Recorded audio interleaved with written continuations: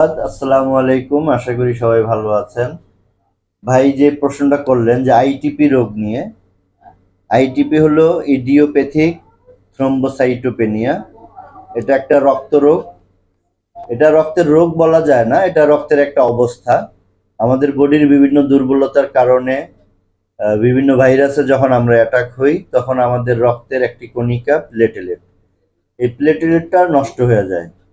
সাধারণত এই প্লেটেলেটটা আমাদের বডিতে 1.5 লাখ থেকে 4.5 লাখ পর্যন্ত থাকার কথা। কিন্তু যেমন যাদের ডেঙ্গু হয় বা করোনা ভাইরাসে অ্যাটাক হয়, এই ধরনের কঠিন ভাইরাসে যখন অ্যাটাক হয় তখন এই প্লেটেলেটটা নষ্ট হয়ে যায়। তো প্লেটেলেট দেখা যায় অনেকের 1 লাখে চলে আসে, 50,000-এ চলে আসে বা 20,000-এও চলে আসে।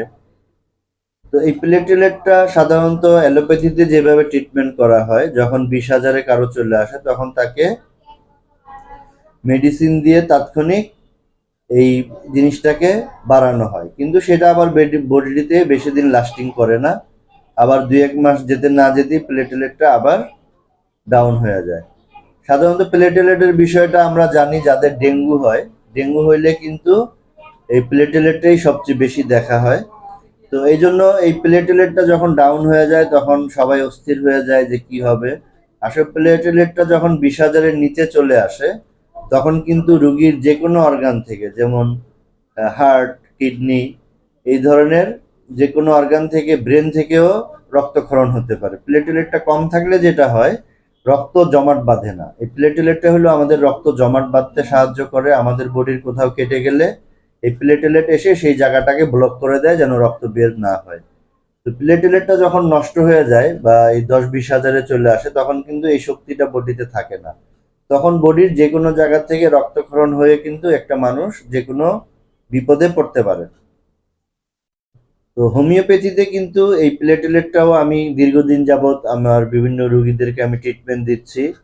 তো অনেকে এমনও আছেন যে 5-7 বছর আগে তার প্লেটেলেট ঠিক হয়েছে। আল্লাহর রহমতে এই 5-7 বছরেও কিন্তু তারটা খারাপ হয় নাই।